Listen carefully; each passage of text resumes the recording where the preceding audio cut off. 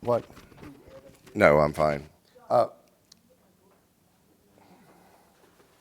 This year my talk is on historic Cattleya hybrids, but I've also included for the likes of my friend here a few things in the background for species. But thank you, John, for all that you do. I have to say, as a preamble to my talk this year, for all of you AOS judges, hold your panties on, because Mark Chase once told me to my face that I was an anachronistic dinosaur. And it's a title which I gladly hold, because I have used all the traditional forms of spelling with the Triani with I, the way it should be. I'm using the varietal forms, the variety, for when they are Alba and Cerelias and everything else, and I've used the old nomenclature that I grew up with. All that being said, people have asked, I've had several emails from people that I really didn't know and said, how did you get into orchids? And I don't want to bore you with the whole shebang, but I think I was the only person under the age of 50, and I was 10, who attended the Third World Orchid Congress in London, and Bob Scully's mother was the one that got me to Mass on Sundays, and she wasn't even the Catholic in the family. But I've been growing orchids since I was a little bitty boy, and I had my first greenhouse when I was 6. The other question that I get all the time, and now I don't even answer the emails, do you have this, do you have that, and is it virused? The answer to your question, most of my collection is so ancient, and for anybody to say that their plants are not virused is ludicrous. I have 4 plants, of which you will see one today, of which I am the only person left, I know, in the face of the earth that has it, that it has odontoglossum ringspot virus and obviously color break, and it is separated, but the reason many of these things are not around today is because people threw them out. The technology is there, it's not financially available to the local grower, maybe it will be, and one day all these things can be cleaned up. But you'll see things for most of you in this room you've never seen nor heard of. Keith, maybe, certainly Gene Crocker and Bob Scully and Joe Grisaffi and maybe a handful more. But I selected things that are out of my collection that are extremely old. Some of them go back to the very beginning of the last century in hybridization, which I still treasure and hold. And that being said, we'll go through a history of some of the great things that made Cattleya hybridization famous.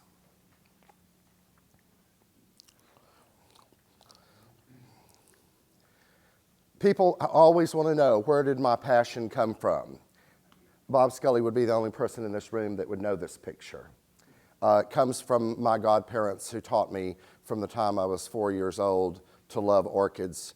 A nice couple on the San Bernard River with over 12,000 square feet under glass and almost 20,000 plants.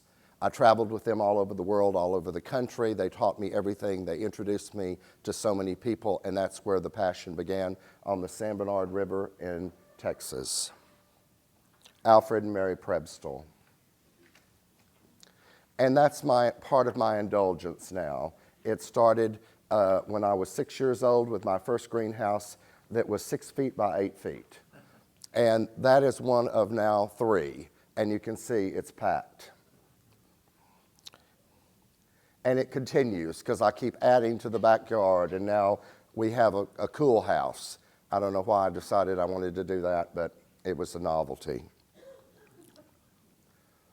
But I start here with hybridization because there is no greater hybridizer in the world. Gene Crocker would be certainly one in this country of note, and Bob at Jones and Scully, but this is HG Alexander. There is no one that can compare. He was the greatest hybridizer in all the world.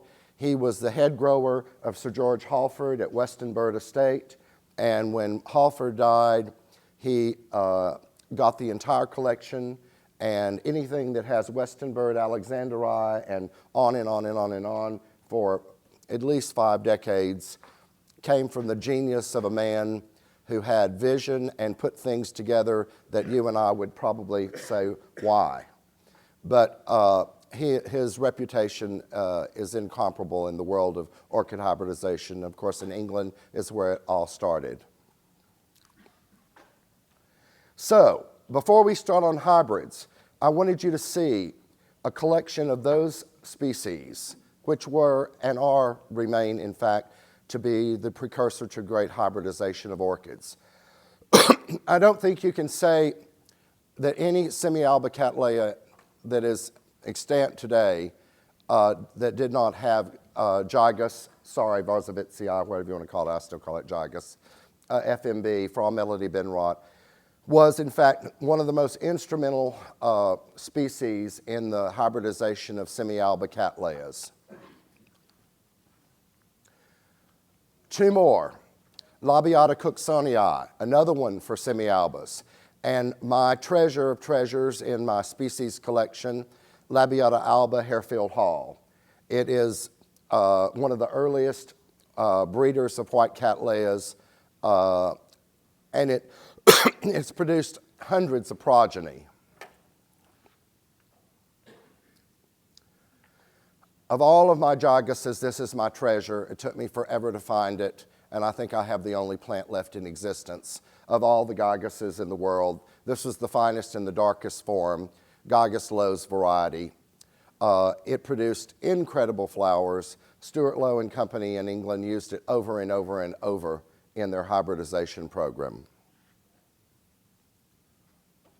Schroederi Alba Hercules, the real one, not the one that's running around California that never is the real thing. This is the real thing that John Lager found many, many years ago that produces almost 10-inch flowers, has great substance, unbelievable fragrance, and the head of flowers looks like a basketball, used over and over and over again in breeding.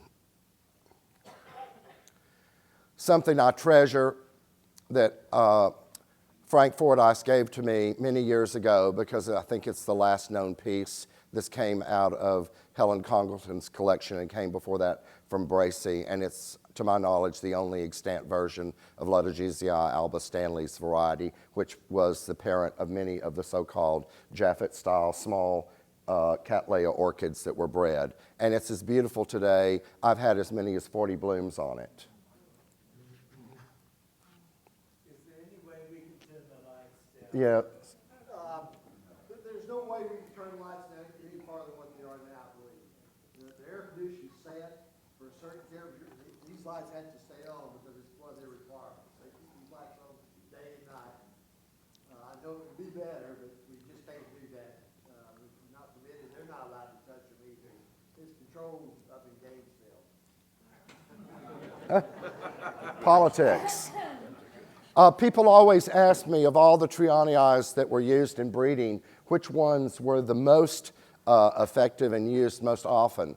And you'll be surprised to know that this is it. Triani, the premier. Charles Worth in England used it over and over and over. It was the most highly sought out Triani of its time. And I want you to look, for all of you judges, how many, this is jungle collected, obviously. Look at the shape of the flower and the size of the petals and the way they touch. I mean, for something that God created right out of the jungle to be that old, I mean, it's just a spectacular plant. And it was used more than any other of the clonal varieties.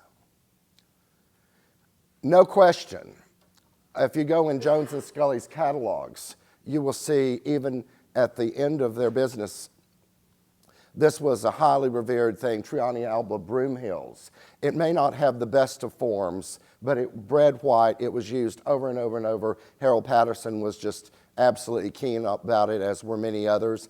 And then the lesser known treasure, because it was a part of a private collection, and it's the very blush form of Trianii, Mrs. Effie Dixon, and it produced many, many good things back in the 30s, if you were lucky enough to get it.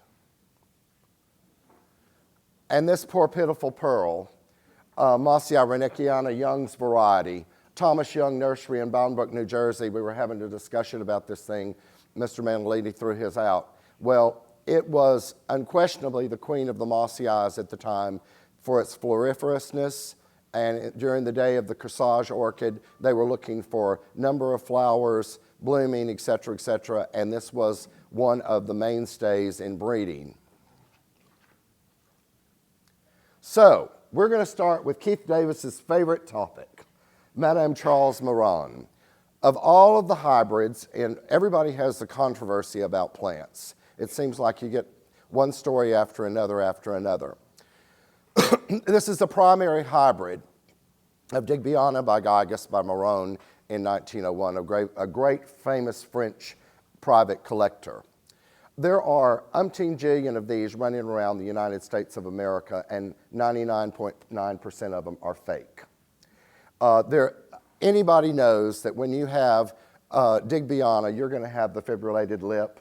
Most of the ones you see that people have tags on it are Willis Harrington, which I can't figure out how it came that way. But this was a very famous plant of its day. And particularly note, it is not because of its beautiful shape or its petals, but it's because of the lip. This lip was famous. You read in the Garter's Chronicle the articles written about this plant, and everyone wants to talk about the lip. This was registered in 1901, and it was used extensively at that time period because of its lip. And it's a beautiful thing.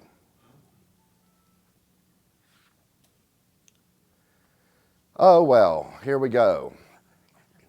I had to use some black and white pictures because I changed phones, and a lot of my pictures in the phone that I had somehow didn't transfer. But anyway, nevertheless, another two very important early hybrids which are in the background of so many Cattleyas in white Cattleya breeding. The first being Cattleya, which was registered also by Moran in 1915. And my godparents, the Prebstals, had Prebstals variety, which used to be also in Jones and Scully's catalog, and which Merritt Huntington said it was the best form he had ever seen, was a very important plant.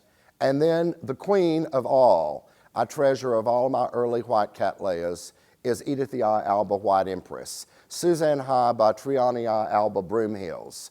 Suzanne High, the Alba form, was also one of the parents of Bobel's.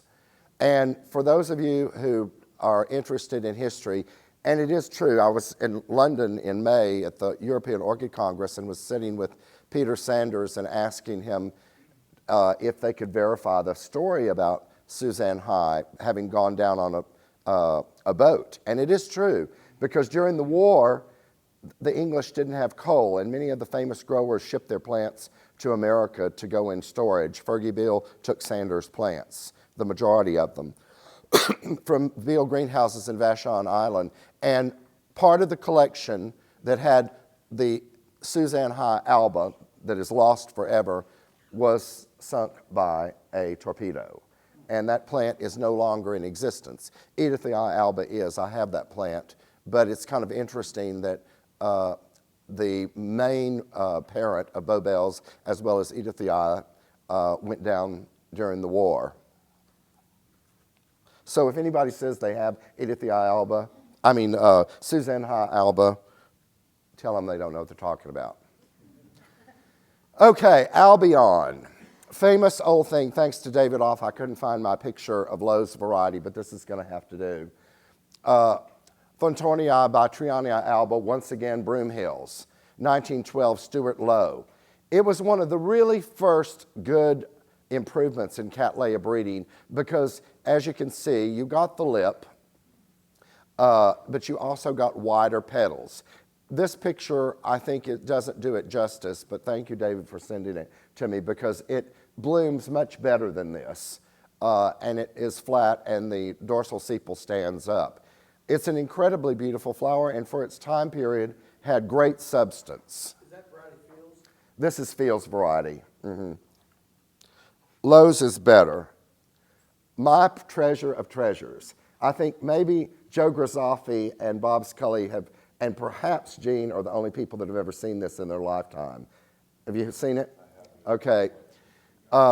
Souvenir de Louis Sanders. I just love it. It blooms, grows like a weed, Sladen 1936, and it was used over and over and over, particularly by Harold Patterson in his breeding program. It's a magnificent flower.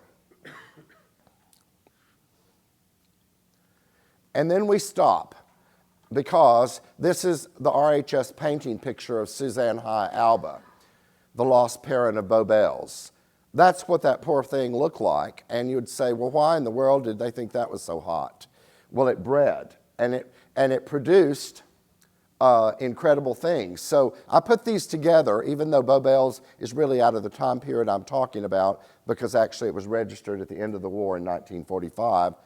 But I wanted you to see what the two parents put together created Bobel's, which changed the world of white Cattleyas forever. Cattleya Alba White Empress by Susan, back again on Suzanne High, produced Bobel's. And then I have to stop. We have an honored guest from Longwood Gardens, our new grower from Longwood. And I had been searching for this old original one, and they have the original one from Mrs. William K. DuPont's collection, and I got a piece a few years ago. This is one of the plants that came from a private collection right here in the United States, the Dane collection in Brookline, Massachusetts.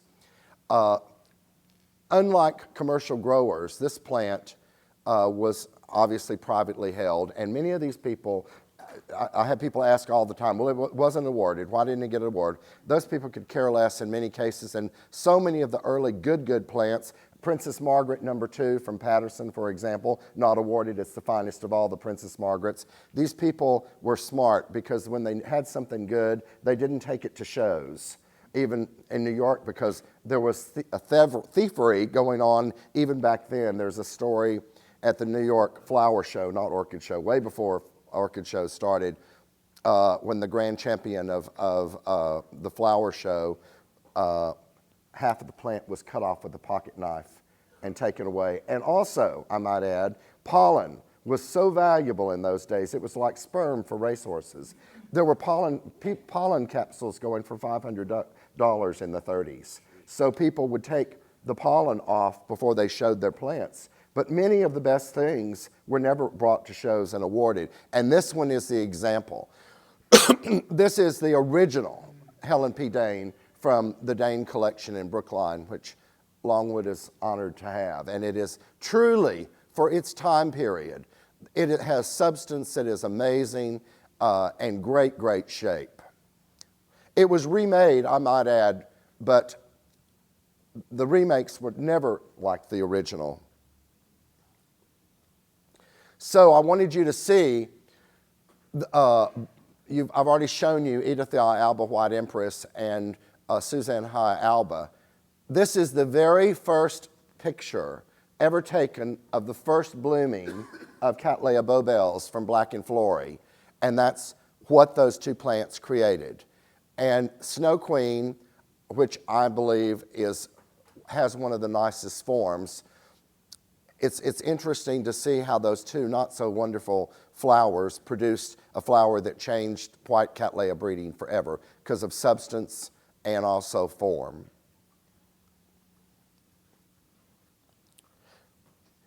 So then we go to the next level. As we know, color forms of Cattleyas are very popular, and miniature Cattleyas are obviously very popular. But how many of you realized that the incomparable queen of red Cattleyas was bred in 1917 by HG Alexander was the grower, of course, for Sir George Halford, and that's the falcon. It has an interesting history, both a more current one and also an older one. I was fortunate enough not many years ago, 5 years ago, for Alexander's grandson to send me his diary and the collection of all of his speeches and everything, and I copied every page and put them on a disc. And he wrote about this flower because he said he wasn't looking for red. He was looking for something small. Well, he got both. And Sophronitis coccinea, of course, has a yellow form as well. This plant created such a stir in Europe and the United States, and I have to tell you a story about Bob Scully's father and my godfather, Alfred Prebstel. When they were able to get this plant into this country, There's a story about being in London and an American quarter, because in those days, if you had to ask how much the plant cost, you couldn't afford it. And at one time, this plant was going for $750 a bulb. Alfred and Bob Scully's father each bought the two clonal varieties of importance, Alexander I and Westonbirt. They flipped a coin to see who would get which one. And the caveat was, you grow it up, I get part of that one, and vice versa. It was so coveted because it is so truly true red. And you ask, well, what came of this plant as far as breeding? Very little. Frank Fordyce probably did more, don't you agree, Keith, with this breeding, trying to use this in breeding than any other person. And he did get a few things, but nothing spectacular. The finest thing come out of it, I think it was SLC Bobble. Bobble, that's right. And Bobble did breed, he didn't get much seed though. And it's a very hard thing to breed with, but Frank did an incredible thing. And of course, Frank got the FCC on it in this country. Which one? Westonbirt or Alexander I? Westonbirt. But did they? It is a sorry grower and a pitiful plant, and it just flops and does all kinds of craziness. But when you let it grow into a large plant, it's the only plant, well, only one of three plants I still have in osmunda fiber. It does well in osmunda in little, not so deep saucers, and it does not like to be moved. But this created quite a stir in its time period. Now, I told you in the beginning about one of my three plants, or actually four, with odontoglossum ringspot or color break virus. This is one of them, and it will remain with me forever because it's the only plant in existence. Marathon, Charles Worthy I. It is the parent of Anzac. This poor pitiful thing that you can see the color break was used over and over and over again in breeding, and you would not believe what it produced, but it is an interesting thing. It blooms like crazy and grows like crazy, and oddly enough, it doesn't have Cymbidium mosaic, it just has odontoglossum ringspot virus, but I keep it. That's what it produced. Anzac Orchidhurst. Once again, a huge breakthrough in red Cattleya breeding. Charles Worth did this in 1921. Marathon was one of the parents. Now, if I go back, can you imagine that nasty little thing produced that? And Domiana is not a special flower either. I don't have that in my collection. But I do think it's interesting that they were able to have that big of a breakthrough using Marathon. And it was used a lot of times. Once again, from there to there. Okay, we're going to stop for a controversy that's been brewing for years and years and years in this country. There was a story I've told you last year about Firmin Lambeau, who had the great Gigas Alba Firmin Lambeau. When he left Belgium at the beginning of World War I, he took three things with him. His suitcase of clothes, his picture of his mother, his rosary, well, four things, and one plant. If I had to pick, I wouldn't limit to one, I'd have to have five. But this would be one. Of all of the Eneids that were ever produced, and it's Massey of Gigas, and I'll tell you about this one. This is my treasure of treasures. I went all the way to Haiti to get it.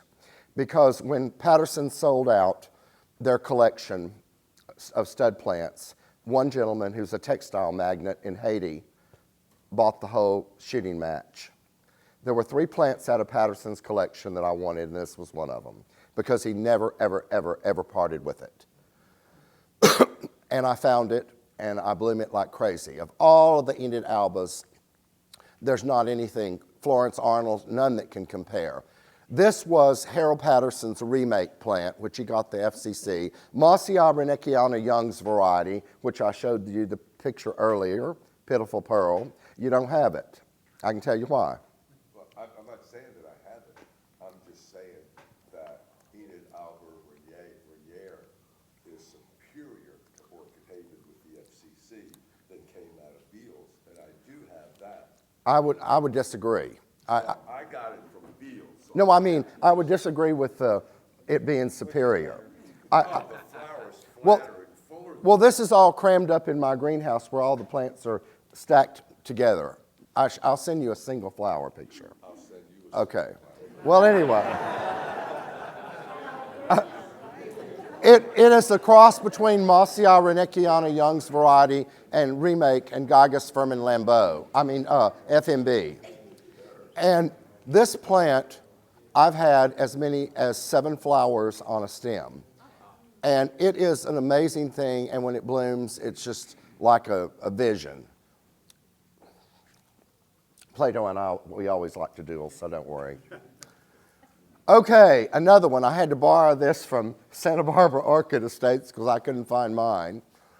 Another famous thing that was, and is still in existence here, and for y'all, any of you want to know where you get this, you can get this actually to this very day at Santa Barbara Orchid Estates. It's still around, and you ask, where did they get it? It came from Helen Congleton, and from Helen Congleton, it came from, what's Hebrita? What was Herbert and Rita Carruthers, and then they got it from Bracy when he sold out in the 60s. And so they still have it there. It's an incredible thing from Baron von Schroeder. Look at its form and shape for a 1926 hybrid. Schroederi Alba Hercules by Maggie Raphael. And it is a beautiful flower and great form substance. Oh, here we go. Now, everybody loves this. Your dad? Mm-hmm, he did. I think I saw it Jones Scully one time. Cynthia Modell, not pronounced model. Modell. Another great semi-alba, Schroederi Alba Hercules by Enid. Charles Worth, 1927. Once again, I apologize because my little tech guy that normally cleans up all my junk for me, his wife was having a baby, so he couldn't come over and do my blow-up stuff. But anyway, another really incredible form for an early Cattleya. And there are a lot of people in this room, I think, that still have that in their collection. I know Keith does. Joe probably does. Plato for sure does. But it's a great flower.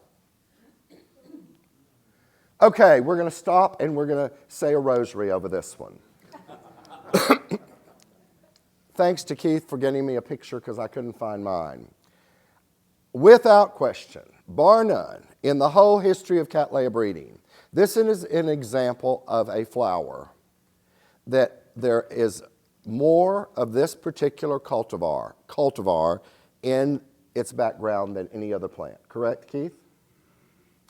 And you ask, well, I see no award. Ernest Hetherington made a huge mistake and didn't do his homework when he wrote the article in the AOS Bulletin many years ago and shows this picture or a painting of Luster Westonbirt as FCC. It has no award. It was the finest thing out of Sir George Halford's collection, and it was an example of one of those, like Princess Margaret No. 2, that they did not take to judge. There are 3 awarded Lusters, but this one does not, and it's the one that was used over and over and over. Luster and Westonbirt was the most coveted plant of its time.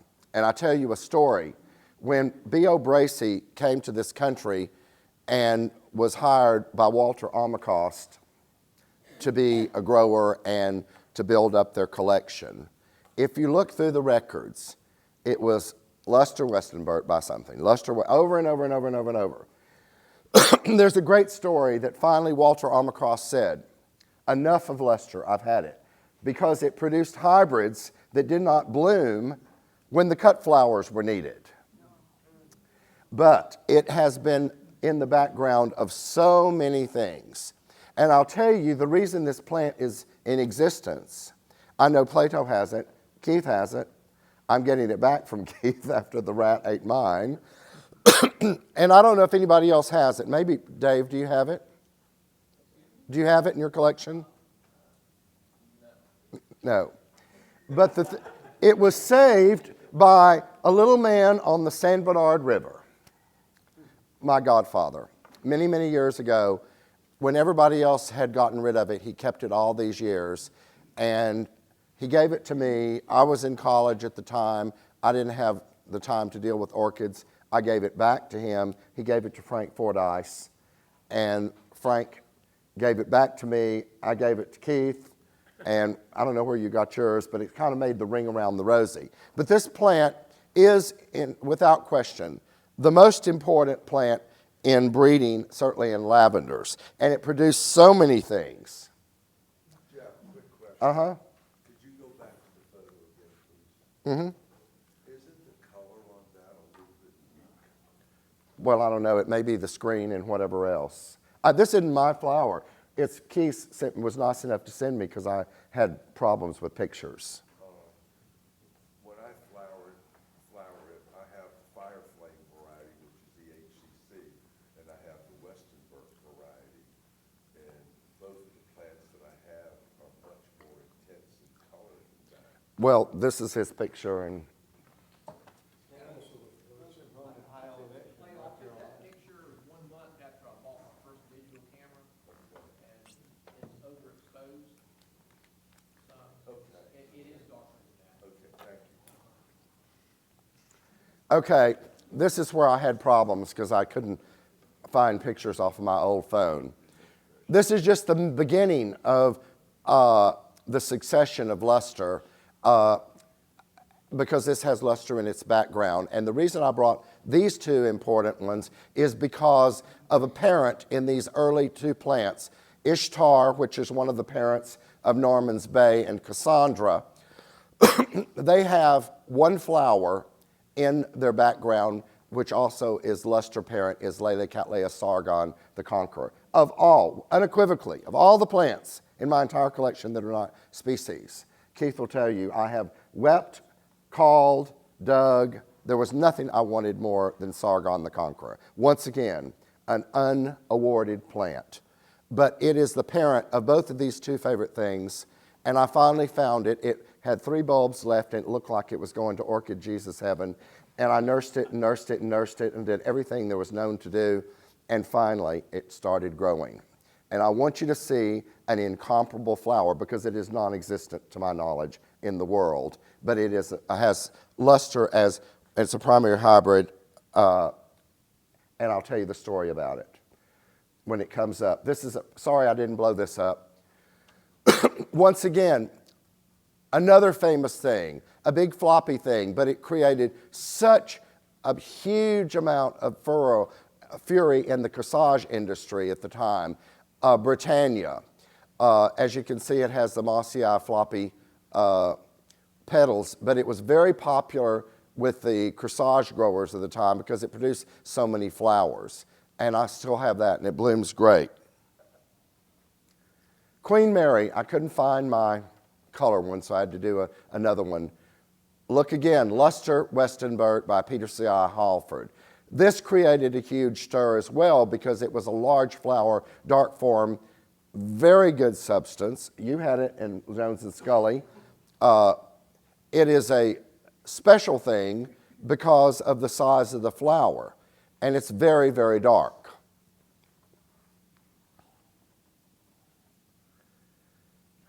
If I had to pick, this is also one of the 5. I don't know of anybody else that still has it. Grand Monarch. This is Triani, the premier by Nella Lowe's variety. And look at the shape and form of that flower and that incredibly dark lip. I mean, who's to say that in 1920 they didn't have some incredible things around that are as good as some of the things today? That was used many, many times in breeding. Cattleya, another famous thing, Luster Westonbirt by Fabia, 1924. Dark, beautiful form. And then here is Cattleya Sargon. And the reason I put this on there, I wanted you to see the awarded one versus the one that everybody used in breeding. This is Miss Nellie Roberts' picture of Sargon Westonbirt, which is Luster Bahardiana Halford's variety. And then my take to my grave plant. Well, not quite yet. It'll come, it'll be there. I thought it was in the next one. Stonehouse, another great thing that was used by, and this is Bracey's plant from 1916. Incredibly dark lip, floppy petals. Once again, it was one of those cassage things that was used over and over and over. And there's an interesting story about a very famous person in the orchid world, Thomas Young. When he died, he moved to England after he sold his nursery in Boundbrook, New Jersey, because he made such a fortune off his nursery in the height of the Depression. He had one request. He wanted to die at the right time when this bloomed, because that's what he wanted on his casket, and he got its wish. Because it has a raspberry lip. It's been remade, but the really old ones are very dark. Okay. This was my plant after 5 years of trying to bring it back.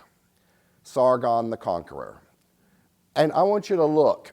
I'm going to flip back, because this was the one that everybody used in breeding. Never awarded, never brought to show, and I'll tell you the history of the plant. Compare those beautiful wide petals, compare it to Sargon Westonbirt. I think it's much prettier flower, and it doesn't have so much of the droop. And this plant is the only plant in the history of orchidom that was actually named by a seated member of British royalty. Sir George Halford was a good friend of Queen Mary of Teck. And of course, there's those of you who go to the Chelsea Flower Show know the opening day is, or the day before opening day is for royalty and the RHS members, and they always come. And Queen Mary came during the time that she was queen, and there's a wonderful story about this. She was walking through all the exhibits, and of course she comes to Sir George Halford's exhibit, and HG Alexander was there with their grower, and there was this incredible flower for its time period. And this was shown for the first time in 1917 after it was registered. And she said, "My dear Sir George Halford, what do you call this plant?" And he said, "I don't have a name yet." And he said, "I was thinking about calling it Cattleya Sargon, which is a famous Roman warrior." And she said, "Yes, it's an appropriate name, but you must say it's the Conqueror, because it's incomparable in the show." And that is a story that's been passed down over and over and over. And of all of the hybrids in my collection, I treasure this the most, because I saw it as a child. I haven't seen it in years, and until I found this poor little half-dead piece, and it's as beautiful today as it was in 1915. Another one of my favorites, and I got this plant from Philippe Lecouf, and it is magnificent for its time period, and still today. Belgica, Sanders variety, Aphrodite by Henry Greenwood.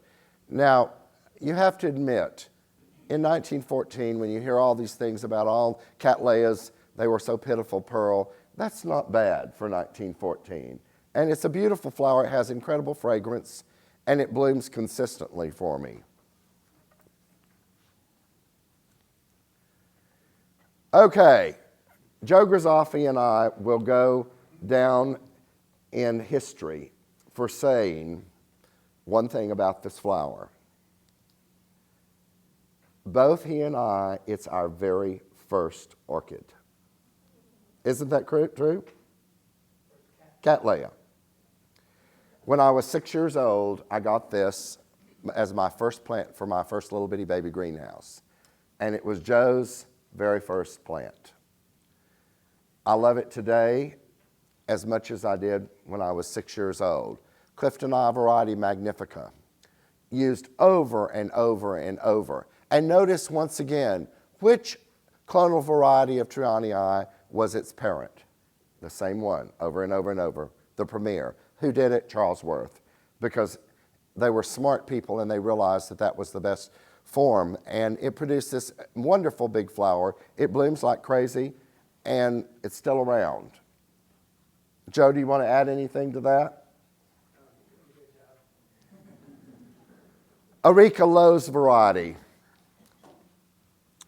Another famous old thing. It's still around in a few collections. Most people have Model. It's probably better than this one, but this one was the one that was used more often in breeding. Has good substance and a really beautiful raspberry lip. It's been used over and over and over with General Maud and Enid.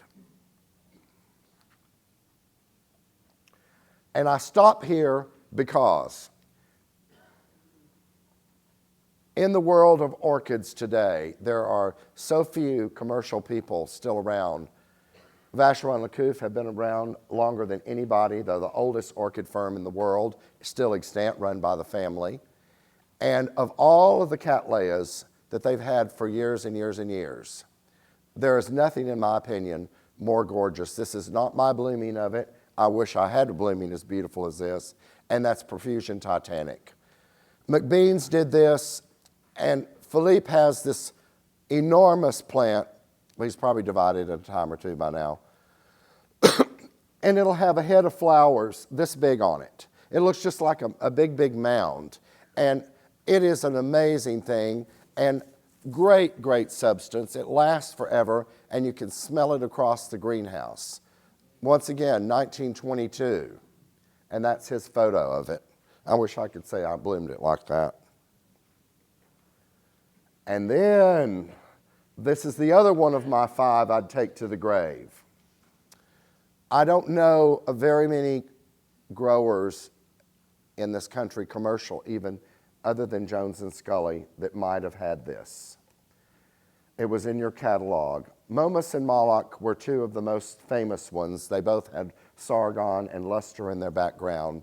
This is my best shaped treasure in my collection. Momus from 1916. And look at the shape of that flower.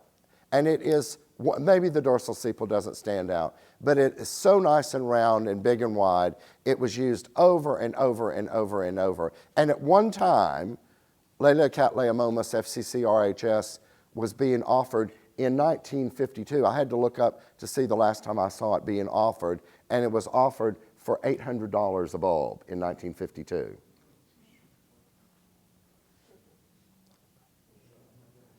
And then this. A lot of people still have this in their collection. It's as good today as it ever was. Cattleya HG Alexander. Keep in mind that this is one of its parents, right there. It's most noted for its wonderful white eyes. At tonight's auction, I have donated the division of this plant. Well, if everybody who doesn't have it needs to fight for it, because it's absolutely wonderful. It grows, it blooms, and it's as good today, and it's rather late by comparison, 1942. But I think it's interesting that this is what the breeder of all breeders chose to name after himself. It's just phenomenal flower. Okay, the most traveled plant in the world. I lost mine. I'm on the dole with another grower in here in barter system, and he had a rat or rot or something that got to it. But I'm hoping to get this back. Remy Chalet. There were many Remy Chalets, but this is the king of Remy Chalets. I will tell you the story, and for Greg at Longwood Gardens, this is the story to remember. I don't know of any other plant other than Gygas Firmin Lambeau who traveled first class on a major ship line to go home, so to speak, other than this one. Mrs. William K. DuPont of Pennsylvania, Delaware, was an incomparable grower, and she also had a feisty spirit and did so much of the work herself and was so proud of her growing. When Remy Chalet made its first big splash in London, Baron Rothschild, Lionel de Rothschild, got this award with the RHS on another cultivar. And then here Mrs. DuPont had this incredible plant that she grew. Still Pond, by the way, was the name of her ancestral home. In the DuPont family, they all have Mount Cuba or whatever. They name their estates. Hers was Still Pond. Well, she was determined to show the British up, especially her friend Lionel de Rothschild. She took the Queen Mary with this plant in tow right after it bloomed. It's all recorded in her memoirs, famous story. She sent a telegram to Baron Rothschild and said, meet me at the dock at Southampton. And she came, plant in tow, in bloom. And the story is priceless. After the pleasantries, she brings out her plant to the man who just won this award on another cultivar, sets the plant down in a bar at Southampton, smoking cigarettes, drinking scotch. And her granddaughter loves us to tell this story. And she said, and Grandma said, so what do you think? And he said, my dear Mrs. DuPont, how unworthy is my cultivar compared to this? You must have a phenomenal or incomparable grower. She said, my dear Baron, you are looking at the grower.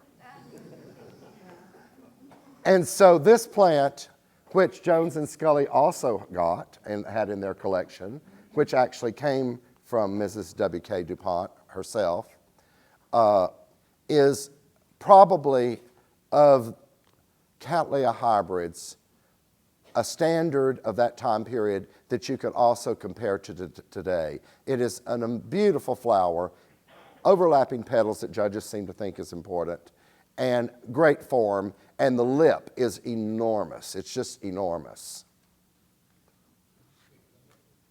So then we go to the yellows. As you can see, half of these photographs have Alexander as the person who registered, obviously. This made such a huge splash. It's in many collections today. Longwood still has this. I know everybody, a lot of the people in this room have it. It was such a breakthrough with a large concolor yellow flower, not the best form by any means, but very good grower and a beautiful lip. Orange Glory Empress, Alexander 1928. But it is a beautiful flower, still extant today in lots of collections.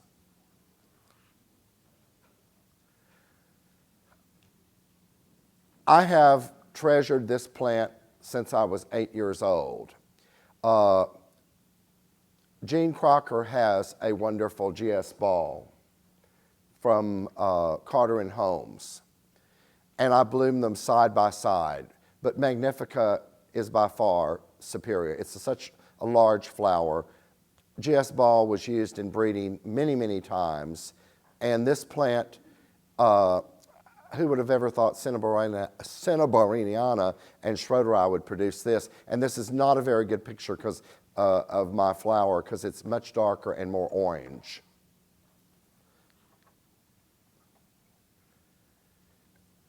Another one of incredible distinction, if you notice, Maron in France was so into lips. And look at, once again, Digby Honor Dowiana, Mrs. J. Lehman Lowe's variety, the fibrillated lip, and he did so many crosses using these things. It's still around. Wonderful smell it has. I have to tell you a funny story on this one. Before Carl Withner died, we used to talk on a regular basis, and we got on the subject of Mrs. J. Lehman Lowe's variety, which hopefully Greg is still at Longwood too. Carl said, you know, Helen Adams, who was a famous American grower, and he did lots of writing together in the 30s and 40s, always said that there's not a flower, an orchid on the face of the earth with a fragrance as important. And really it is, because there's an old perfume that Christian Dior used to make, maybe they still do, called Diorissimo. And it was, the fragrance was modeled off of the fragrance of this orchid. And Carl said, and he's only been dead a few years, but he said, in my entire life, I never saw it. And I said, you're kidding. As long as you've been around, you've never seen Miss J. Lehman, because people have it.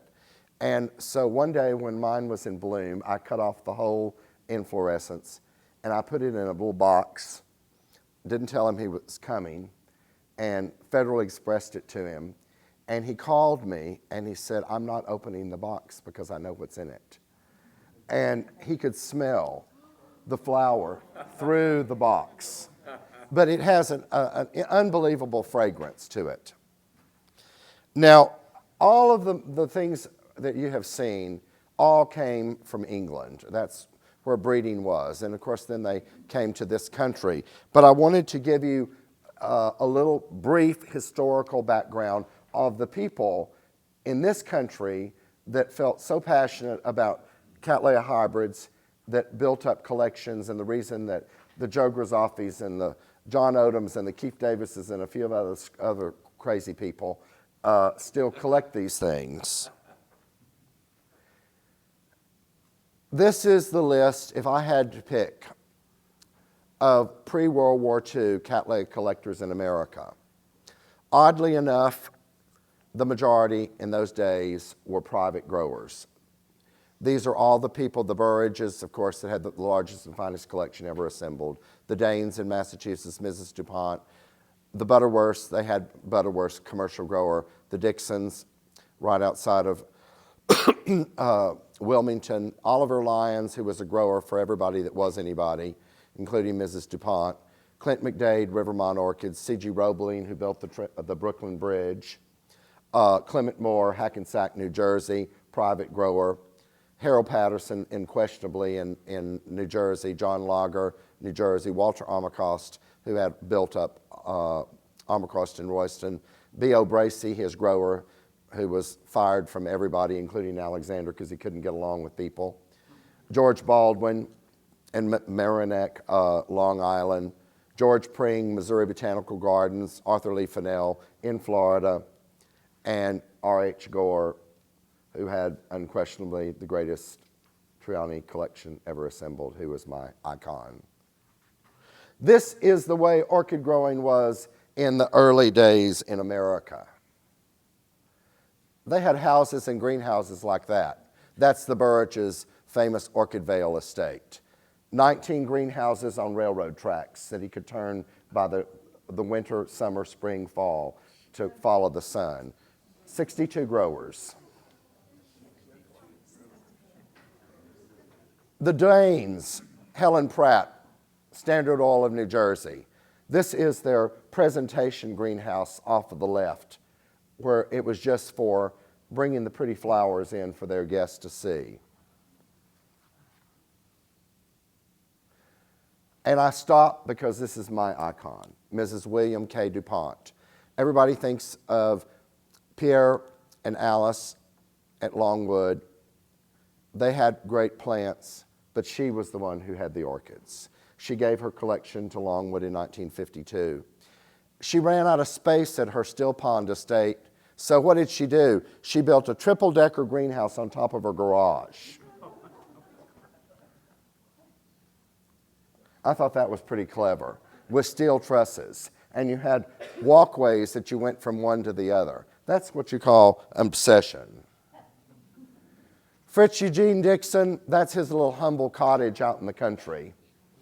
The Dixons, I would say, by the 30s, certainly had the most important collection of orchids in America, of the rarest of rares. They traded stock to get plants. They traded stock to get Schroederi Alba Hercules out of the hands in England, and they were determined to get every single division of Gigas Furman Lambeau, and they did for a while. And of the commercial growers, you have to stop and pay homage. Dear old friend, I knew him when I was a little boy, and he was the master. And so many things that we have today that were the inspiration for people like the Scully's hybridization program and the Offs, and all of those people in subsequent years came from a brilliant man, Harold Patterson, from H. Patterson and Sons. Unbelievable number of things. His grandson gave me his cross book. It's this thick. He was obsessed and produced so many great things. John Lager, father and son, Lager and Harrell, Summit, New Jersey, once again the great Cattleya species collectors, for which we have to thank for so many of the things that we have, but also great hybridizers as well. B.O. Bracey, George Butterworth, George Pring, and Clint McDade.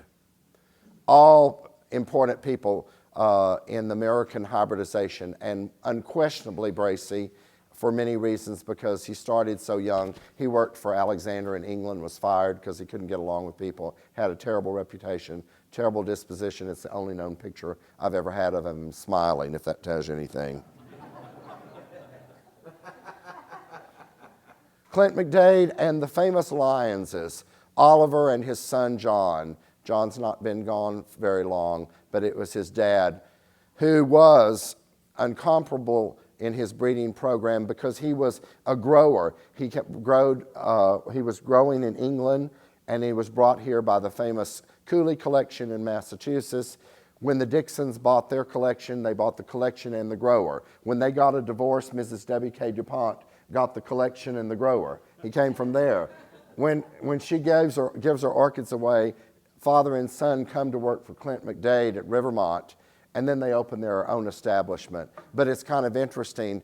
The grower was as important as the orchid. And the end of my talk is one that I have to say comes from the heart, from so many people in this room. You're here to learn about Cattleyas, and for some of us, it's a lifelong passion.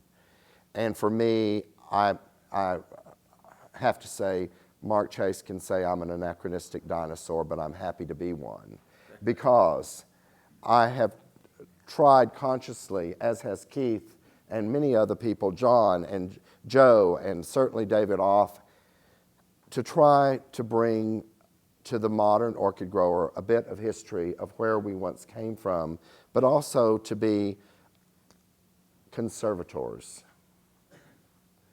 I will, as I said earlier, I don't care for the word virus, because I'm obviously a breeder of it. I have thousands of plants that are virused.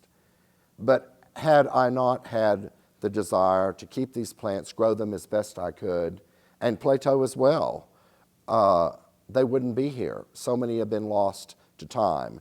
And this is our history in orchids. They are the ancestors of what we have come to know today. So the end of my talk is simply, for those of you who are passionate about Cattleyas, let your passion control you and not your scientific mind. Take good care of them if they're virused. Keep them separate. Try to keep the best culture, because who knows, one day there might be something in your greenhouses that would be lost for time had you not kept it. And that's my final remark, and if you have any questions.